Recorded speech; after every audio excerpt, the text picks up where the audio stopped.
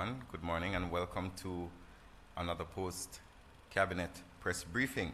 First, I want to wish all teachers across the island a happy Teachers' Day. We know things are challenging. We are facing COVID issues, but many of you, majority of you, have made the sacrifice, have worked really hard to ensure our children continue to get a good education. So from everyone here, we want to wish all teachers, all persons in the education system a happy Teachers' Day. This morning, we are going to be joined by our Minister, the Honorable Favour Williams. Also here to support is Dr. Grace McLean, who is Permanent Secretary acting in the Ministry of Education, as well as Dr. Kassan Troop, who is the Acting Chief Education Officer in the Ministry of Education. And also we have persons from the ministry here as support as well. I want to thank members of the media for being a part of this post-cabinet press briefing, and I'll now turn over to the Minister for her presentation.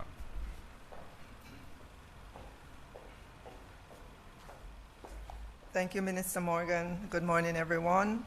Let me acknowledge Minister Morgan, our Permanent Secretary, Dr. McLean, our CEO, Chief Education Officer, Dr. Troop, members of the Ministry of Education, Youth and Information's team, members of the media. Good morning, everyone. And let me join with Minister Morgan in wishing all our teachers happy Teachers' Day and to say blessings to all. Today is Wednesday, May 5th, and here we are again at another post-cabinet briefing.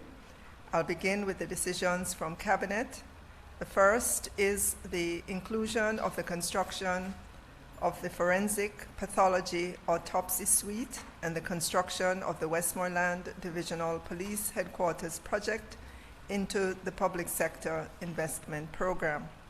Cabinet gave approval for the construction of the Forensic Pathology Autopsy Suite in Kingston and the Westmoreland Divisional Police Headquarters to be included in the Public Sector Investment Program. Approval is also given for the provision of fiscal support. The Ministry of National Security noted that these two projects would positively affect the security landscape for a safe and secure Jamaica. The lack of an autopsy suite had resulted in several issues over the years, chief of which was the cost of outsourcing the services to privately operated funeral homes. Over the past 5 years, it has cost the government some $482 million for the storage of bodies. The land for the construction of the two facilities is secured, and the construction is expected to be completed in 2 years. The construction cost is expected to be about $555.9 million for the autopsy suite and $522 million for the divisional headquarters. The next decision from Cabinet is the agreement for cooperation in education for professional and academic support between Jamaica and the Republic of Cuba. Cabinet approved the terms of the proposed agreement of cooperation in education for professional and academic support between the governments of Jamaica and Cuba. The recruitment of Cuban teachers to serve in the education system commenced in 1997, as there was a need for foreign language teachers in Jamaica. Under the proposed agreement, Cuban teachers would be contracted solely as the need arises. The arrangement would not be at a disadvantage to the equally qualified Jamaican teachers who would be given priority in these instances. Since the inception of the program, over 370 Cuban teachers and professors, known as specialists, have rendered their services to teach in our schools and colleges in subjects of Spanish, mathematics, physical education, agricultural science, chemistry, physics, biology, and integrated science. The third decision is a nutritional support for students on the program of advancement through health and education path amidst the COVID pandemic. Cabinet gave approval for the advancement of $752.9 million from the 2021-2022 approved estimates. The said advance sum is to be cleared in the 2021-2022 supplementary estimates for the purpose of paying cash grants to parents or guardians of students on path at the early childhood, primary, and secondary levels for 30 days as a means of ensuring continued nutritional support amidst the closure of schools.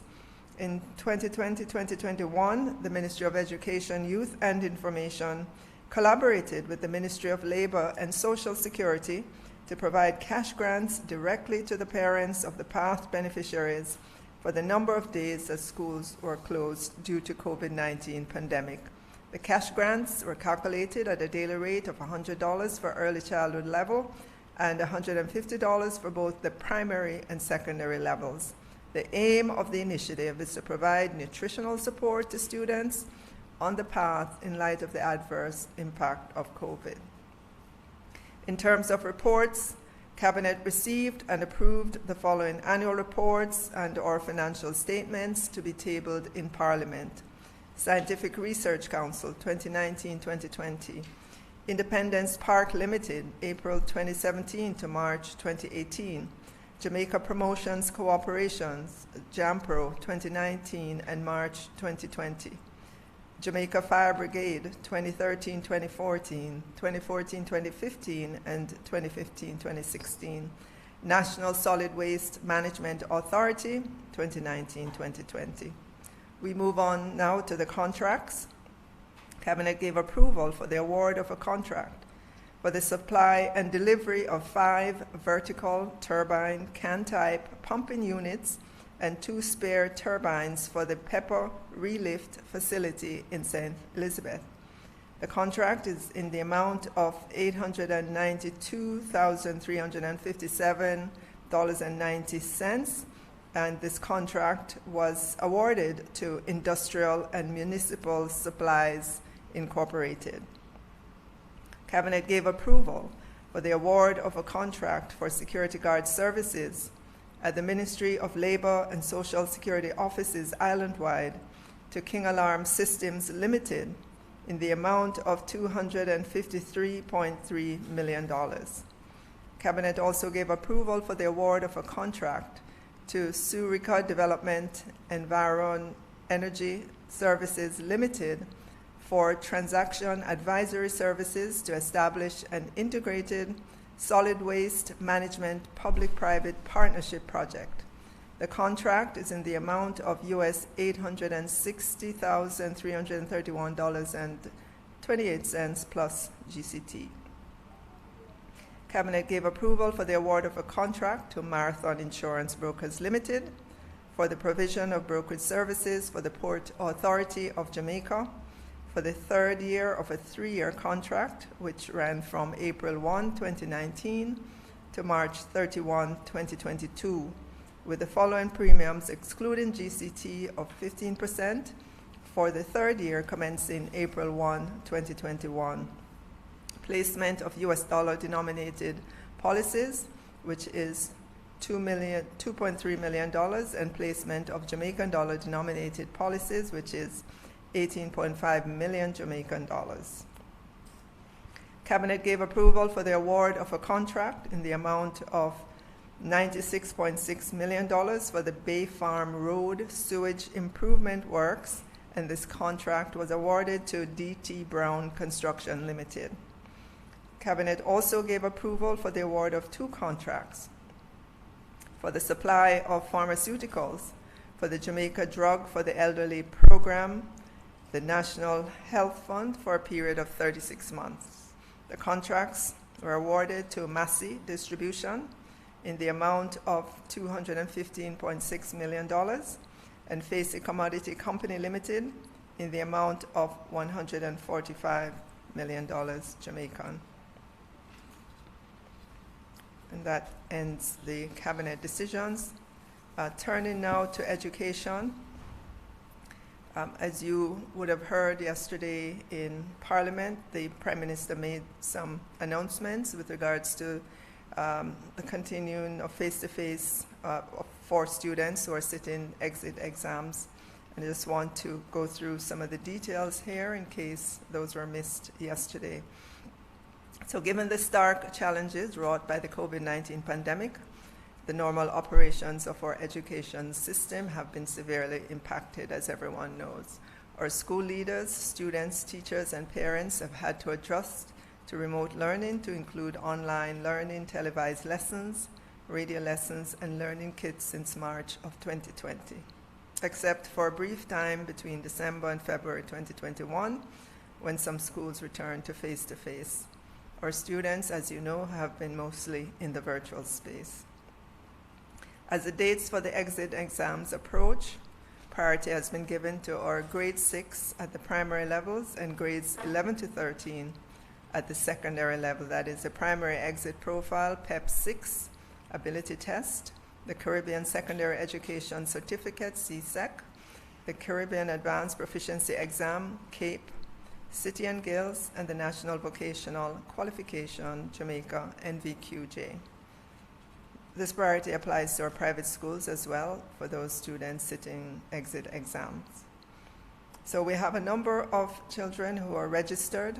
In fact, we have about 39,000 students who are registered to do the PEP 6 ability test, which is scheduled for May 26, 2021. We have 13,951 students registered to sit the CAPE exam, and 45,174 students registered to sit CSEC, respectively, in our public education institutions. There are also some private candidates for both CAPE and CSEC. These exams are scheduled to begin June 14th and will run all the way through to July 16, 2021. 24,000 students, thereabouts, are registered for City and Guilds. Those exams are scheduled for August 10 and August 11, 2021. 16,000 students are registered to sit the NCT VET exams, and those are scheduled for June 7 to June 11. Due to the pandemic, a significant number of the current exam cohort would have lost approximately 12 months of in-person instruction and guidance. School-based assessments, which would normally be over 90% completed in the month of March, when we looked at the statistics, when we did the survey based on the survey that was conducted on April 8th, only about 15% of CSEC schools and 26% of CAPE schools would have 70% of SBAs completed. Out of concern for this level of unpreparedness, the Ministry of Education, Youth and Information took this decision to write to CXC requesting a further extension of the deadline for the submission of the SBAs to June 30th, 2021 without penalty. This was approved with an agreement for rolling submissions, meaning as students complete all or parts of their exam, they could submit those to CXC. And the new date would be June 30th, I would say, 2021, while all project type SBAs are to be submitted by June 18, 2021, rather than the May 31, 2021 date. In light of the foregoing, which is the inclusion or resumption of face-to-face engagement for students preparing for the 2021 sitting of exit exams, I'm sorry, let me go that again. In light of the foregoing, the inclusion or resumption of face-to-face engagement for students preparing for the 2021 sitting of exit exams constitute a timely and much-needed intervention to better enable students to adequately prepare for their exit exam. And to that end, you would have heard yesterday in Parliament, the Prime Minister announced the resumption of face-to-face instructions for those students sitting PEP 6 ability test, and those in grades 11 to 13 to sit the Caribbean Secondary Education Certificate, CSEC, the Caribbean Advanced Proficiency Exam, CAPE, City and Guilds, and the National Vocational Qualification, NVQJ. So, flowing out of that are a number of things. All primary and secondary schools will be allowed to offer the inclusion of face-to-face effective Monday, May 10th, 2021. The schools will use a whole day or rotational approach, meaning not all students will be at school at the same time. Some students will be there for face-to-face, while another subset will work remotely. Systems are in place for all the teachers involved in the face-to-face instruction to be vaccinated as part of the infection prevention and control measures. Approximately 7,500 teachers are already vaccinated. Plans are in place for those teachers specifically who have to interact with students during the exit exams to begin to be vaccinated May 6th, which is tomorrow, Thursday. And of course, we continue to work with the Ministry of Health and Wellness to ensure that the remaining balance of our schools are inspected and approved. The ministry, we understand just the enormity of the situation, and so we have begun to coordinate with our transport providers to see how best we can make available solutions to enable our students to travel to and from school safely. Tomorrow we are asking all our students who are sitting exams, or students and their parents, to visit the ministry's website. We will be launching an app for you to put in your information, specifically in terms of where the student is currently and what school they're going to. We have quite a bit of information already, but just in case, we have that option available. Additionally, students should be in contact with their schools as well. We just want to know kind of where our students are, and so it will help us to better plan for the transportation. Of course, students are expected to wear their masks to and from school, and while at school, temperature check machines would be at schools, hand washing stations, sanitizers, and so on. We continue to be in a very crucial point in terms of the COVID-19 pandemic, and so we're asking for extreme care to be taken, especially in the schools as it regards to seating in the classrooms, and asking our principals, teachers to really look at the timetable to ensure that you have proper sequencing of students in our schools, so we don't have a lot of students at school at any one time.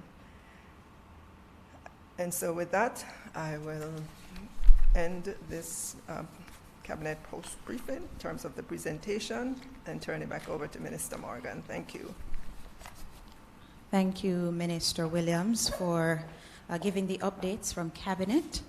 We're now going to move to the question and answer segment of the post-Cabinet media briefing. I'm going to remind our media partners on our Zoom platform to use the raise hand feature if you wish to ask a question. We're also streaming live on the Ministry of Education, Youth and Information's Facebook page, and so we want to make sure that those individuals benefit from the questions asked and the media host representing. So looking at our platform, not seeing any hands raised at the moment. Okay, now seeing Mr. Dwayne Anderson. Mr. Dwayne Anderson, could you just unmute yourself, please? Good morning. Thank you so much. Go ahead with your question, Dwayne. Great. We've had reports in the media about some students, including over there in St. Thomas and Portland, who've not been able to, access any classes for over a year. Are there any plans in particular to find these students? Because we're listening to the numbers in terms of the SBAs that are being submitted, and those are startling. Are there any specific plans to reach those students who've basically given up school and have gone back to work, etc.?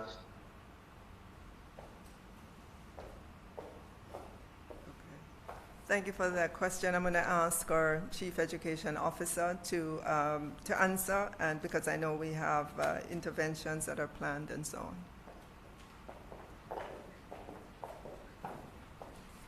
Thank you, Minister. Good morning, everyone. So yes, Dwayne, we do have plans in place to support our boys and girls. We have been made aware of the challenges, and as you are aware, we previously launched the mobile intervention, and that was specifically designed to reach those students who had difficulties reaching to school, and also to ensure that we endeavor for those boys and girls to re-engage with their schools. So whilst we worked with them in their local settings, we also worked with their families to get them back in their schools so they could get the expert support of their teachers. So you will hear some more, as our minister indicated, as it relates to the planned intervention for the boys and girls to make sure that we capitalize on the opportunity that we have now. So our Prime Minister and the Cabinet has indicated that we can now re-engage face-to-face. So our teachers will be working assiduously with our boys and girls to maximize on this opportunity. We'll be finding those students, bearing in mind that some of these boys and girls will defer their exams. This is an opportunity that was given to them in relation to the decision taken at COSAD for the CSEC exams. We have been working with the other exam bodies, and we have gotten opportunities for deferral for those boys and girls as well in City and Guilds.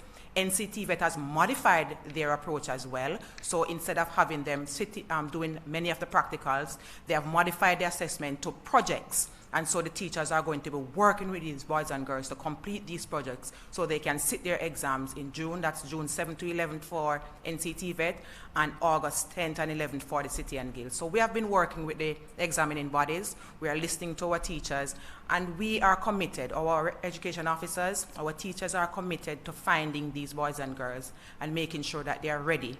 Bearing in mind, of course, if they want to defer, if parents want them to defer, they will have that opportunity. And again, our system will be adjusted to make sure that these boys and girls are supported for them to sit in January or June of 2022. Thank you, Dr. Kassan Troop, the Acting Chief Education Officer at the Ministry of Education, Youth and Information. Going to acknowledge Ms. Nadine Wilson-Harris. Mrs. Wilson-Harris, could you just please indicate the media house that you're representing? Dwayne, I'll come back to you for your follow-up question. Just allow Mrs. Wilson-Harris to ask her question. She had her hand raised earlier. Good morning, everyone. Nadine Wilson-Harris from the Gleaner Company. And I have a couple of questions, but I'm just going to throw two for now answer. As it relates to the SBAs, can you outline some of the reasons that have been given for the late submission? And I want to find out as well if this is likely to affect the day that the students will normally get back the results. And I'm thinking in line of in terms of matriculation into universities, etc., how this is likely to impact that. Also, my second question, the ministry has floated the idea of government funding extra lessons for students. Could you say how many students might be covered by the program and how many teachers might be co-opted? How much is the initiative likely to cost? Thank you. Okay, thank you very much. With respect to the SBAs, our boys and girls would have been affected by the disruptions that would have been brought on or occasioned by the pandemic. So some of them would not have been fully engaged in the activities at the school level, and so they were not given the opportunity to complete.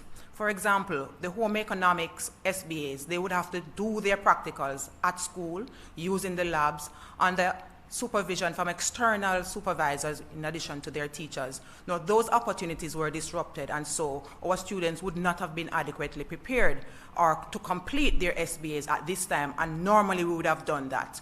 So that would have caused some of the delays, and that is why our minister wrote more than once to CXC, just appealing for some consideration for our boys and girls. The deadline was given for May 31st for the submission, and through the intervention of our minister, we got our deferred deadline. So now our students can submit their SBAs up to June 30th of this year and without penalty. What that means is that when they are complete, when a school is complete, CXC has asked us to do a rolling submission. So once a center is complete, they do not need to wait until June 30th. They can submit, so we don't have the bundle and the bulk of the submissions at the same time for our Jamaican candidates. So those are some of the things that led to our students being unprepared, but we are not daunted. We have to work with them. Once they inform CXC that they will be sitting, our principals and teachers will just pull together and work with them to complete. Our teachers and principals have been anxious to do such. Every day we get a call appealing to us to grant the opportunity for the in-face or in-person instruction, and that is why our ministers went to cabinet, and we have now gotten the green light to ensure that we can maximize now. So those are some of the issues that we are treating it with respect to SBAs. As it relates to the... Minister Williams will answer the question as it relates to the extra lessons and how that would be structured. Okay, thank you much, Minister Williams.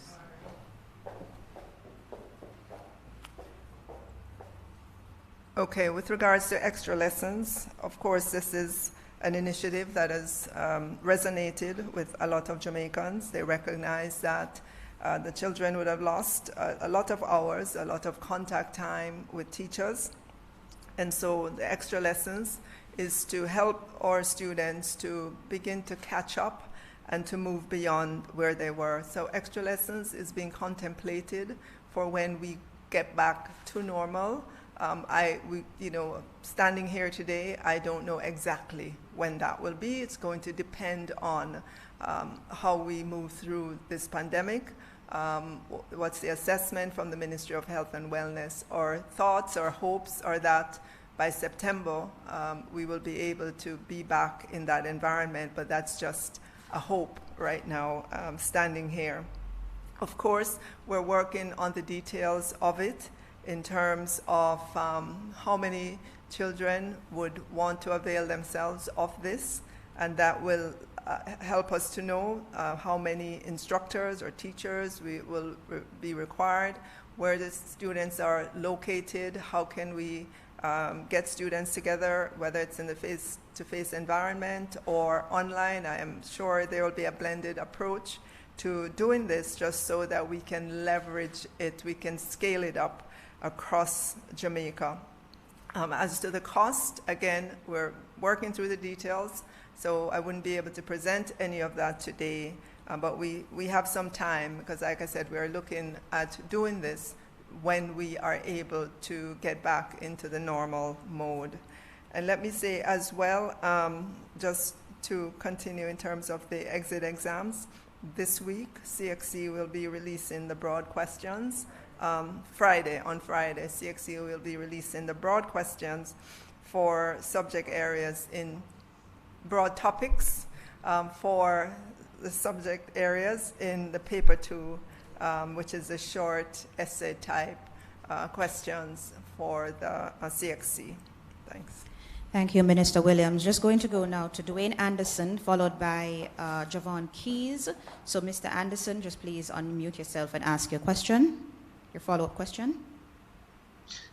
Yes, Minister Williams. Is there any concern from your standpoint or from the ministry about potential lack of motivation among teachers going back to school in the face-to-face setting? I ask this in light of a little bit of a finger pointing in the last few days about how students have been performing, whether it's the teachers not doing enough, etc.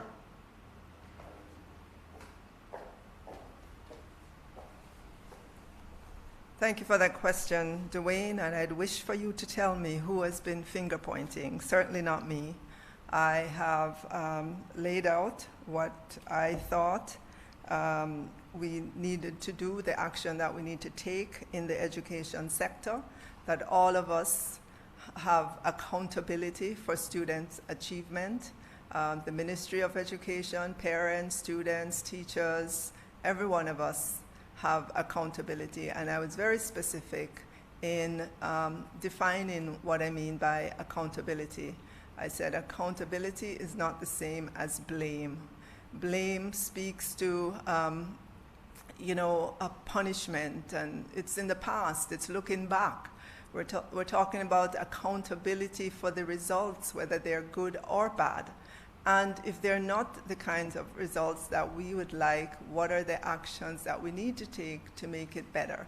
All of us in Jamaica want to see our students do better, not just some students. We know that there are many schools who are doing satisfactory, many schools that are excelling. But we want all of our schools, all of our students to be excelling. And in order to get there, then we have to be accountable for the results. Only then can we put in place the actions that will cause us to get high student achievement. And we know that education is at the base of everything. Education will help this economy to move forward faster. It will give us significantly better GDP growth. It will help in terms of reducing crime and violence. If you look at the statistics, it's persons who have dropped out of school, don't have the kinds of opportunities that they should have. They're the ones that are aggressive and visiting all this crime and violence on our communities. So we want to ensure that we have high levels of student achievement. And I am in the line as well in terms of accountability. And you can ask our permanent secretary and the chief education officer at the ministry how aggressively we are moving to ensure that we get the different programs, interventions, we have more information about our students, we ensure that we have just a continual in-service professional and personal development of our students, that we deploy the STEM methodology in our schools and ensure that all our teachers understand it so that when they walk into the classrooms, they don't have to guess and spell what is STEM. They understand it and they can just execute on it. And our children understand what we mean by STEM or STEAM education, which is the integration of classes. So you need more collaboration among teachers. We're looking at the common lesson plan bank for our teachers so they can pull down lesson plans and they can modify and help them to, in the classrooms, they can share lesson plans with each other. We're looking at a number of initiatives. If we were laying blame, we wouldn't be looking at it. To lay blame is a dead-end street. That's not what we want. We want collaboration all up and down the education sector, those who are in it, those who are outside of it, to be able to move our children forward. The product of the education sector is high student achievement. That's the product that we all wake up, and whether we go to our offices at Central Ministry or in the regions or we go into the classroom, that is what we want to see at the end of the day. So I wish for you to tell me who is it that's laying blame. Certainly it's not me. Thank you. Thank you so much, Minister Williams. We now move to Javon Keys from TVJ. Please unmute yourself, Javon, and go ahead and ask your question. Good morning, everyone. My question, well, I have three questions actually. My first is adding an extension to the first question asked by Dwayne Anderson, and this would be looking at the overall picture as it relates to truancy. In your sectoral presentation, that is, Minister, you spoke to a number of reasons why students are absent from school, but I wanted to find out if year to date we have a true idea of the number of students who have not been able to attend school in any of its iterations year to date. So if you have that number, I'd like to have an idea of that. I also would like to know what is the number of students currently opting for that deferral. I know there's an extension to May 14th now, that's for CSEC or CXC overall, but I don't know if you're able to provide a preliminary idea of the number of students who've opted for deferrals. And my final question is as it regards to vaccination of private school educators. I know yesterday in Parliament, the Prime Minister spoke to other educators being vaccinated. You mentioned the number of teachers now vaccinated as 7,500. Does that include any private school educators? And if not, when are you expecting to have private school educators being vaccinated as a part of the national inoculation effort?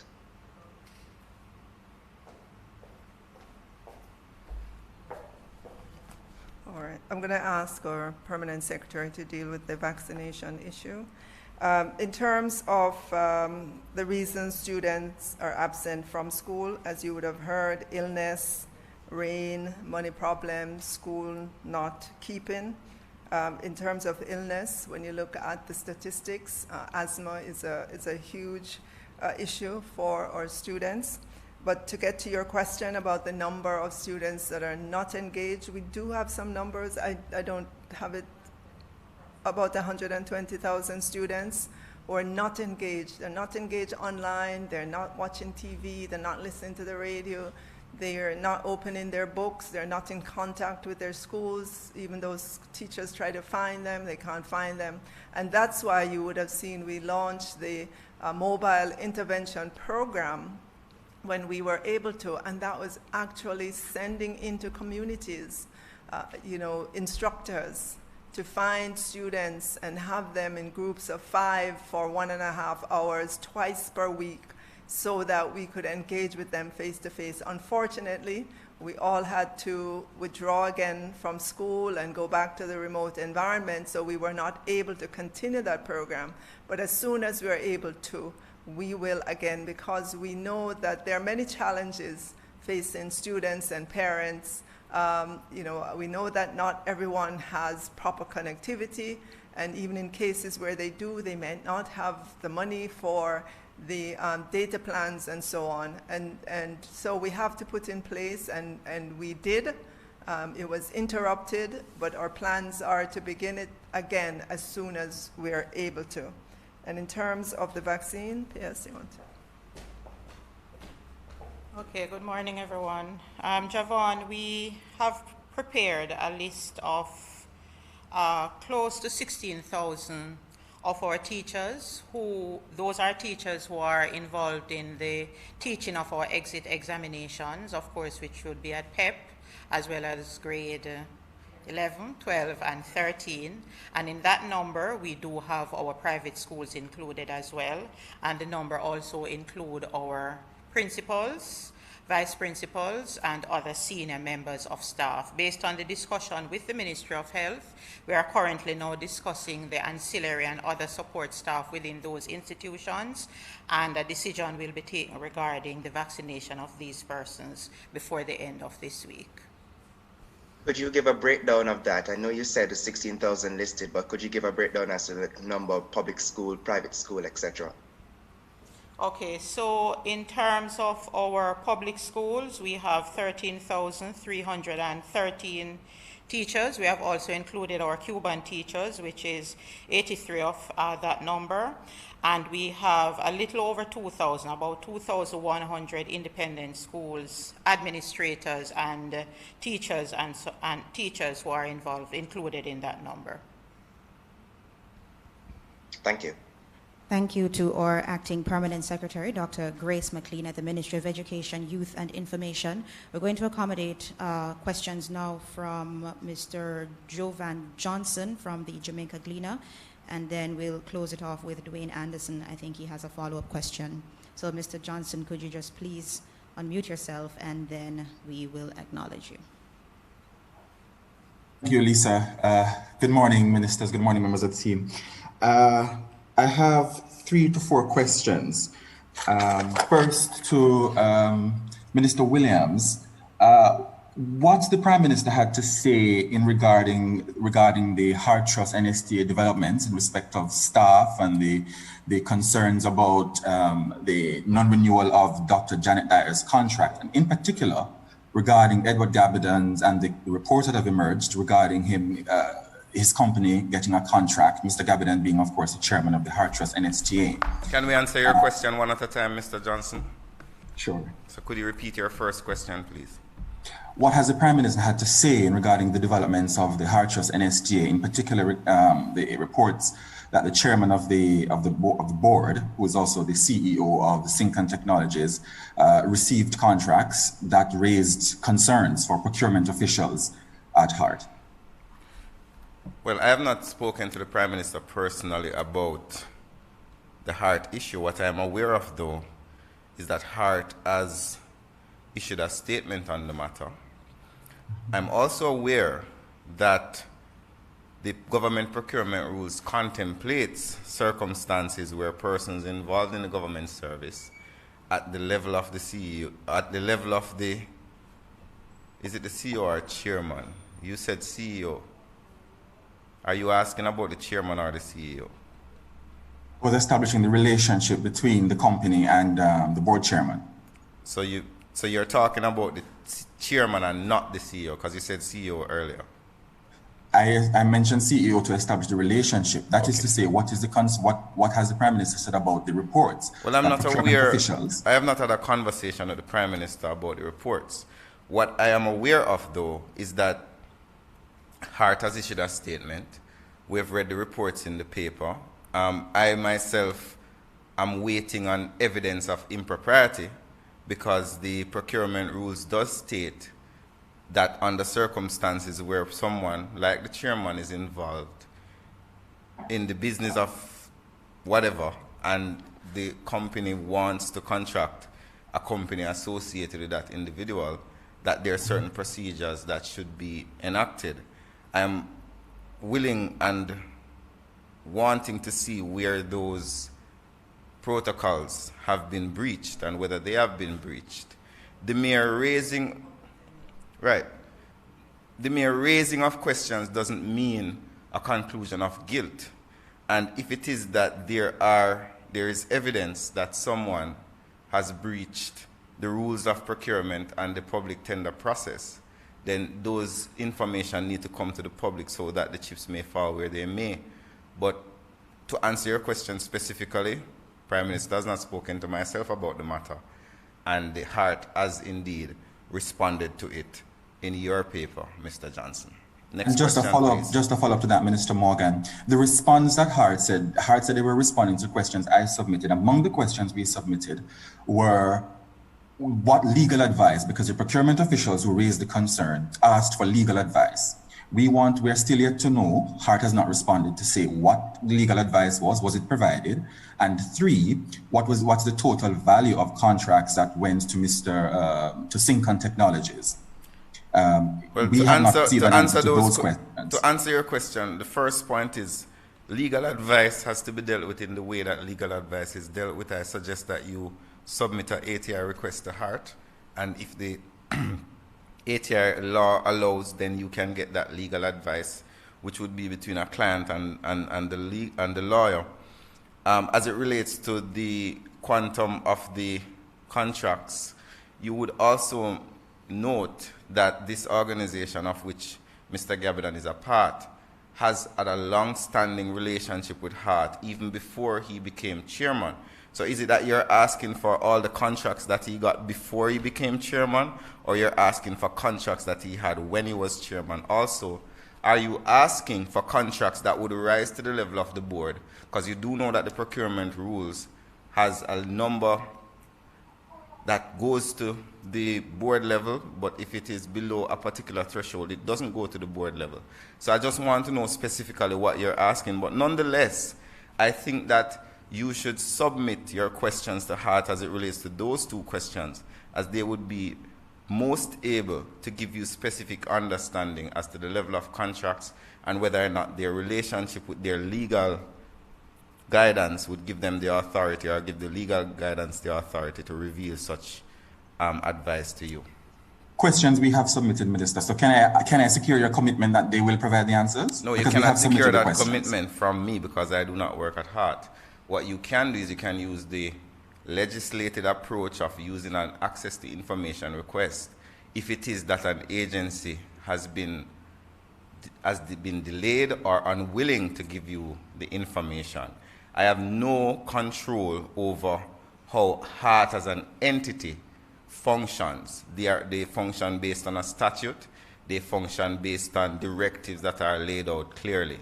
If it is that you are unable or they are unwilling to give you information, the government has put in place a very effective mechanism called the Access to Information System, which I'm sure you can use to get all the questions you wish to be answered. You had 4 questions. Sorry? You had 4 questions. Very well. This one is to Minister Williams. Minister Williams, as the Minister of Education, and in light of the Auditor General, you indicating that in light of reports from the Gleaner that you've asked the Auditor General to expand the probe at the Ministry looking into relationships with Western Hospitality Institute, the Joint Committee on Tertiary Education, the Ministry, as well as following a report, the Center of Occupational Studies and the Career Advancement Program, which you understand has been restructured, all of which, to a large extent, had some direct supervision from the current acting permanent secretary. to whom Auditor General reports would go to for confirmation, for responses, etc. Are you satisfied that the current presence of the acting permanent secretary, given her roles in those programs and relationships that have been at the ministry for years, are you satisfied that there will be no hindrance to the Auditor General's probe? Mr. Johnson, you're treading along a very dangerous ground. The Auditor General conducts audits in ministries consistently over time.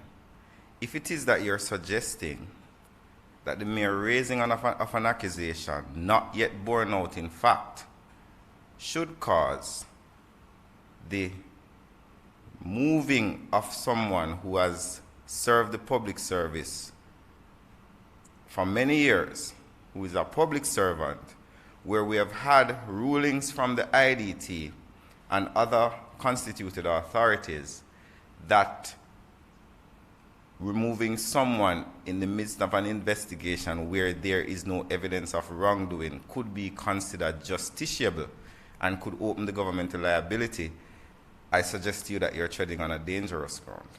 The other thing I wish to say to you as well is that the Ministry of Education under the leadership of Fayval Williams is very committed to the whole issue of probity, transparency, and accountability. When issues were raised about the Western Hospitality Institute, we reached out to the Auditor General for there to be a transparent probe. The layers of accountability that exist within the system allows that sort of engagement to take place. But we have yet to hear factually what evidence has been brought forward of impropriety. But that is not our duty to conclude. That is the duty of the constituted authority to conclude.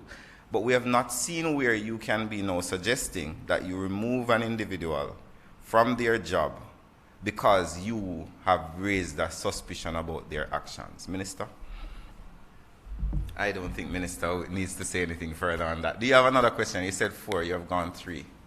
I do, but I just want to be clear in respect of that previous question that we've not raised an accusation. What we're saying or asking is that in light of the roles that the acting permanent secretary played in those programs, and the role that but the acting permanent secretary plays roles in every single program in the ministry. But so she was an acting chief education officer at the time, Minister. Mr. Johnson, the acting permanent secretary is, based on the laws of the land, the accounting officer in the Ministry of Education. Any program, and she works alongside the CEO, every single program that exists in the Ministry of Education, the acting permanent secretary and the CEO plays a role in it. So if every time there's an audit or a probe, we should start removing people simply because Jovan Johnson raised a question, then there will be nobody left in government to do the work. The point I'm making to you, Mr. Johnson, is this. We have constituted authorities which are authorized and empowered to investigate matters of public concern. Yourself, in your paper, have raised questions about issues within the ministry. It is within the right of the Auditor General, and we support the audit 100%. She's carrying out her audit, she's looking in, and we are cooperating with her 100%. But we do not know if your questions rise to a prima facie case against anyone. You have raised questions. As you said, you have not made accusations. I think we should allow the constituted authority who are legally empowered to do their investigation, to do their work. Please, I do not think it is appropriate to victimize individuals without evidence. That was question number 4, Mr. Johnson. Just to reject that we have not victimized anyone. But the fifth. No, I never said you did. I never said you did. The fourth no, question, I want Minister. to be clear, Mr. Johnson. I never said you victimized anyone. I made a general statement that we should not victimize people without evidence. I never said you are victimizing anyone. We need to be clear. Sure. What was your next question, sir? The other question, this is the last question in relation to that matter, then a final one. This is to Acting PS Dr. McLean. to confirm whether you've had any business relationships at all, or outside of relations with the Ministry of Education, with Dr. Cecil Cornwall from the Western Hospitality Institute. And the final question, Minister Morgan, is could you provide an update on the investigations in respect of the JAM COVID Amber breaches? As it relates to the JAM COVID Amber breaches, I have not received a report from the Minister of National Security as it relates to that. I think that to get a quicker response, you could approach the Ministry of National Security. If you had asked earlier, I would have gotten the report, but I did not know you would ask the question. So in order not to wait a couple of days, you can just reach out to the Ministry of National Security to get the report on the JAM COVID. PS, would you like to respond? Javon, I'm not sure what is your understanding of business relationship. I'm a civil servant. I work in the Ministry of Education, Youth and Information. I support all the stakeholders, those who do business with the ministry. I also support our students, our teachers, and just about anyone who we have to interface with at the Ministry of Education, Youth and Information. As a civil servant, there can be no business relationship based on the staff orders unless it is fully approved. And I can say with all sincerity that I have no business relationship with anyone within or outside of the Ministry of Education, Youth and Information. Thank you so much to our acting permanent secretary, Dr. Grace McLean. The final question now. Okay, I see Mr. Keys, but let's allow Nadine Wilson-Harris to ask her question. She has been waiting for some time. And Ms. Wilson-Harris, could you just ask your question, and we will wrap up the press conference shortly after. Okay, 2 questions. Minister Williams had touched on the whole issue of coordinating with transport providers to take students to school. Just wanted to find out a bit more on, just wanted to find out who exactly are some of these transport providers that has been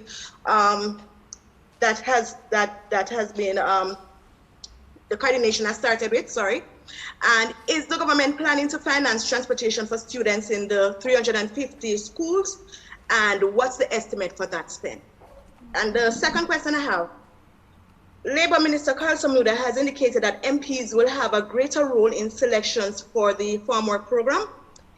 Just wondering, isn't that move likely to undermine the transparency and undercut the role of state organizations, especially in light of calls in Parliament used for a fraud probe by the Auditor General? Thank you. Sure. So Nadine, let me take your first question in terms of coordinating transport for our students. Currently in our system, we do coordinate transport for many of our rural students who are on path. So it's not unusual for us to do so. Within what we're doing this time, given that we are in this very kind of dangerous point in the COVID-19 pandemic, we want to ensure that our students go to school and from school to home safely. And so we would be coordinating with the JUTC in the corporate area to see how best we can utilize their system. We are going to try to start school later so students don't have to be commingled with the general population as they move about. Some of the things we're looking at to see if it is at all possible for there to be dedicated buses that would take our students, especially if we know where the bulk of them are and so on. These are the things we are exploring. We're not saying that we have settled on anything yet, but we have to be mindful that there is this risk as students travel to and from school, and to see how best we can mitigate that. For students who are in rural areas, we have to coordinate that with their schools to see how best we can help our students so that they're not in the same vehicle with the general population. And in terms of the Ministry of Labor and Social Security, what I do know currently is that members of parliament are allowed to put forward names of interested individuals in the farm work program. As long as I've been an MP, I've been on a yearly basis been afforded that opportunity, and so what Minister Samuda announced was not anything different from what has been happening over the years. Thank you, Minister Williams. The very final question now to Javon Keys from TVJ. Thank you so much. Well, my question was asked, but I didn't get a response to it. That's regarding the number of students who have preliminarily deferred. So I had asked a question earlier, but I didn't get a response. So we wouldn't know that yet because the deadline has not come. The deadline has been extended to May 14th. So we have to wait until that time to get a sense of how many students would have deferred their CSEC or CAPE. As you well know, students can do some of their subjects this year. They can do some next year, January, or next year, June. So there are many options. As you can see from the numbers, we're pretty close to the numbers that registered last year, right, and prior years for the exam. So when we look at the deferral, we're not expecting to see huge numbers there at all for CSEC or for CAPE, given the registration numbers that we know now. Thank you, Minister Williams, and that is how we are going to close out our post-cabinet press briefing this morning. I want to say a very special thank you to the members of the Ministry of Education, Youth and Information, that is the Honorable Minister of State, Honorable Nestor Morgan, Robert Nestor Morgan, Minister of State, and the Ministry of Education, Youth and Information. Minister Williams was also supported by our Acting Permanent Secretary, Dr. Grace McLean, and also our Acting Chief Education Officer, Dr. Kassan Troop. See you again in 2 weeks' time. Thank you to our media partners who participated and asked their question. And we want to say a very, very happy Teachers' Day to all our teachers across the island this morning. Have a wonderful morning and a wonderful rest of the week.